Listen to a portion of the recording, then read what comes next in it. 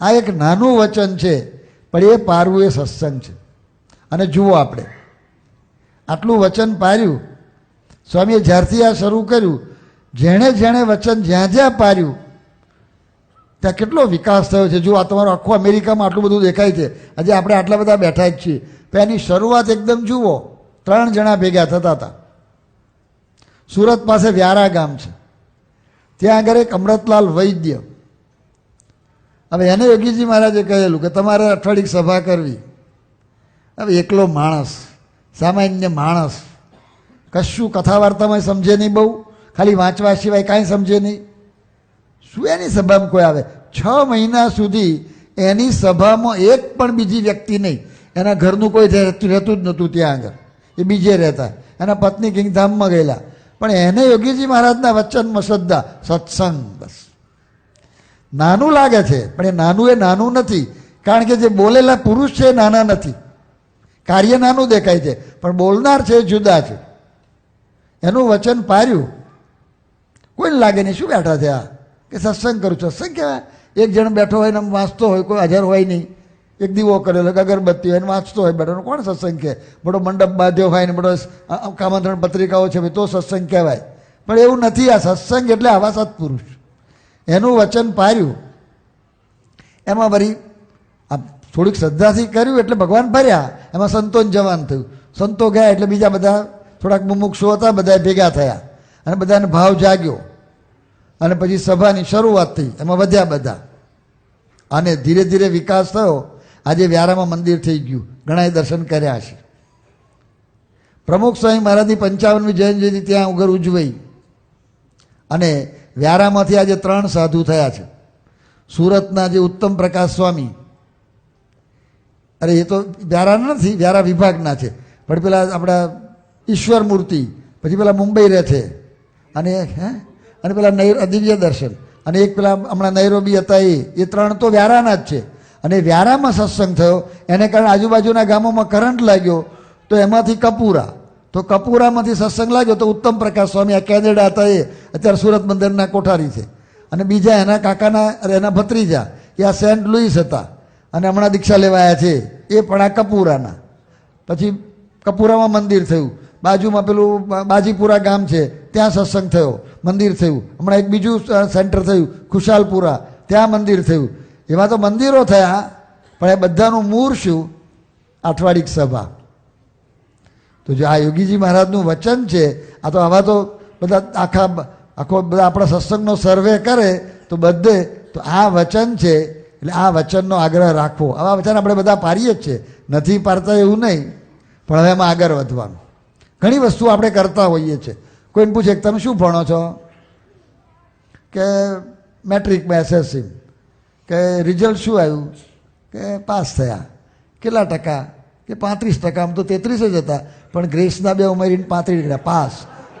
હવે 35%માં પાસ થાય અને 95%માં પાસ થાય, તે યુનિવર્સિટી સર્ટિફિકેટ આપે, તે એમાં શું ફરક હોય છે કહો? 35વાળાને 3 ગણું મોટું સર્ટિફિકેટ હોય છે? સરખું જ હોય.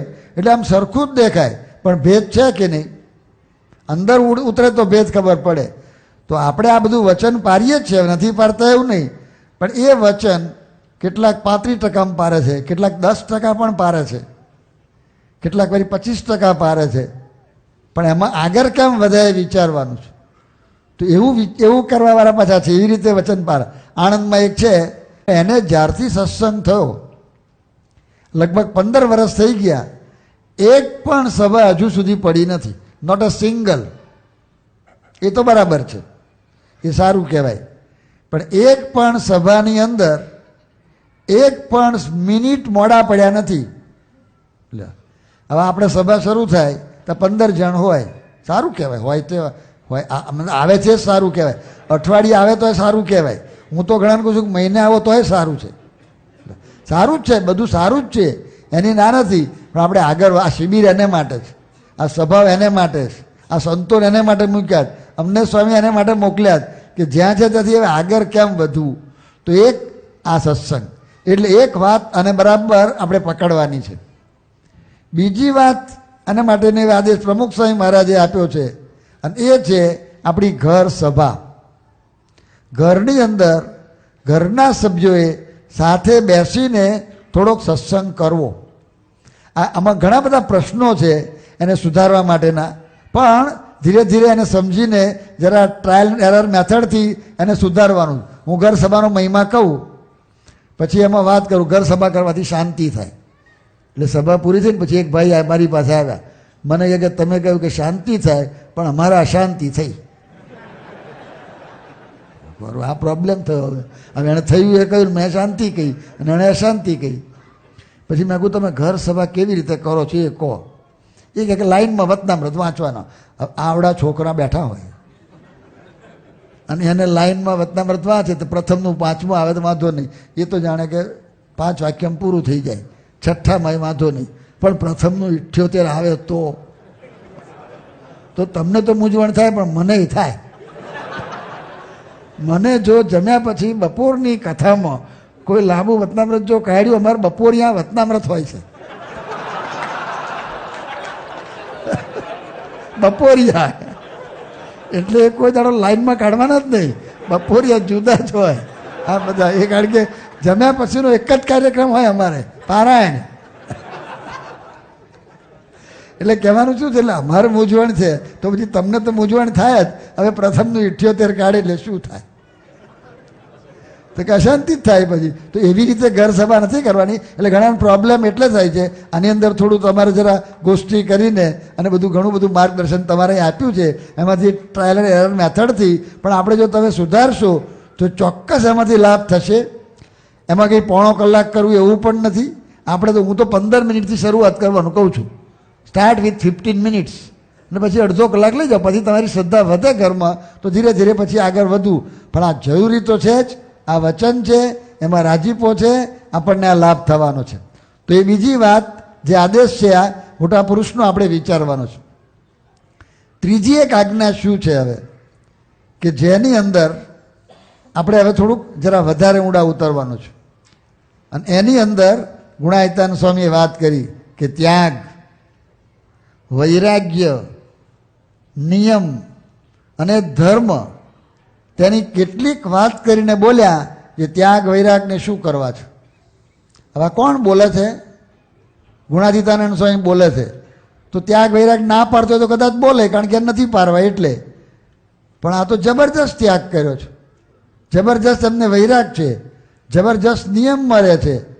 તોય ગુણાતીતાનંદ સ્વામી કહે છે કે ત્યાગ વૈરાગ નિયમ અને ધર્મની કેટલીક વાત કરીને બોલ્યા કે ત્યાગ વૈરાગને શું કરવા છે. ગમે તેવો ભક્ત હોય, ગમે તેવો સત્સંગી હોય, એને જો ભગવાનના ભક્તમાં આત્મબુદ્ધિ હોય તો એ સત્સંગી છે, એ સત્સંગ છે. તો આ સત્સંગની બીજી વ્યાખ્યા કરી કે ભલે આપણને કદાચ બીજું બધું ના થતું હોય, શાસ્ત્રની કદાચ સમજ ઓછી પડતી હોય, ત્યાગ પણ ઓછો પરાતો હોય, વૈરાગ પણ ઓછો હોય, પણ આ ભગવાનના ભક્તમાં આત્મબુદ્ધિ કરવાની છે. આત્મબુદ્ધિ એટલે પોતાપણાની બુદ્ધિ. તમારું લગ્ન થાય કોકનું, પછી જોડાણ કોની સાથે થયું? તમારા પત્ની સાથે.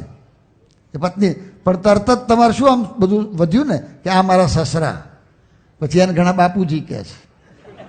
તમારા બાપુજી 2 ક્યાંથી થયા? પણ એ તો કહેવાય.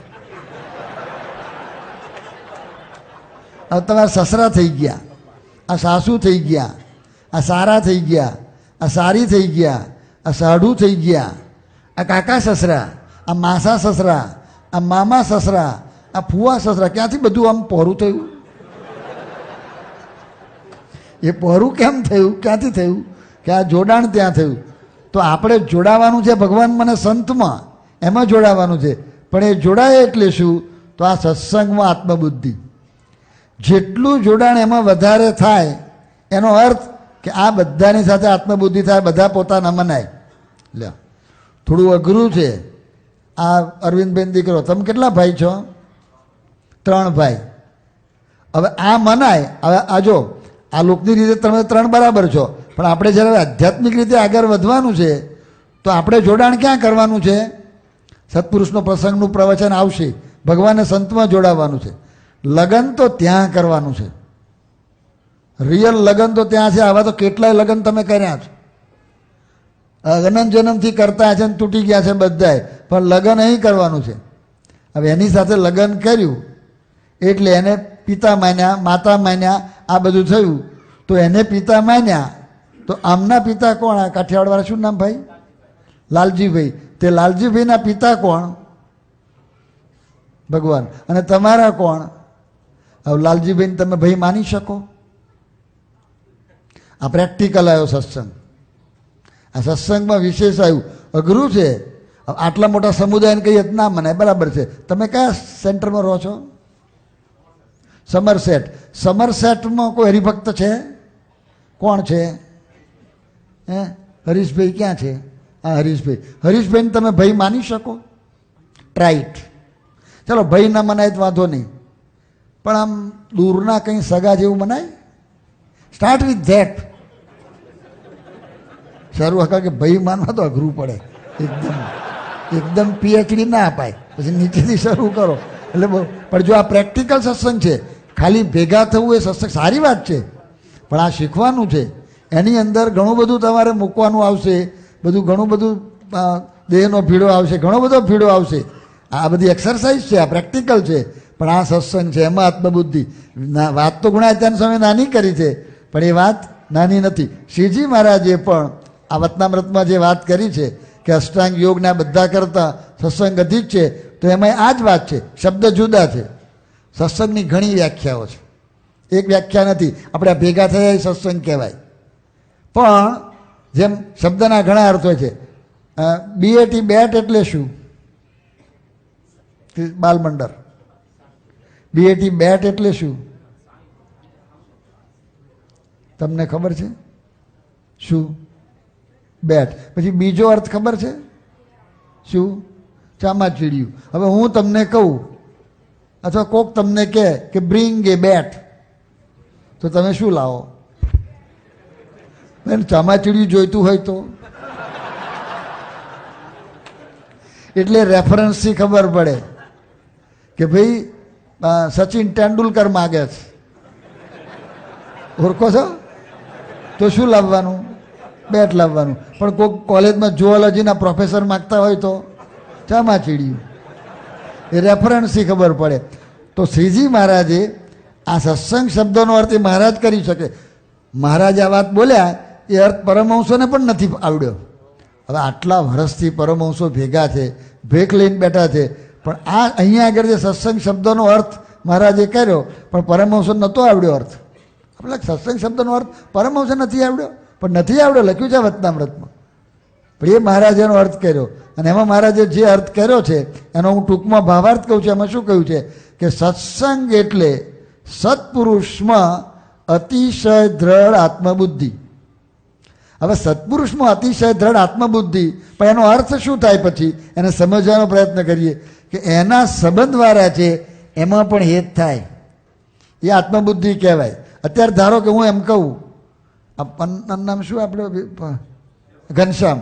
હું કહું કે મને ઘનશ્યામ માટે બહુ ભાવ છે, હેત છે, અને તમે આવો તો આમ ભાવ બતાવીએ, બરાબર, હાર પહેરાવીએ ઠાકોરજીનો, પછી આમ પેલું ફૂલ આપીએ, અરે બરાબર પાન આપીએ, નાસ્તો કરાવીએ, જમાડીએ.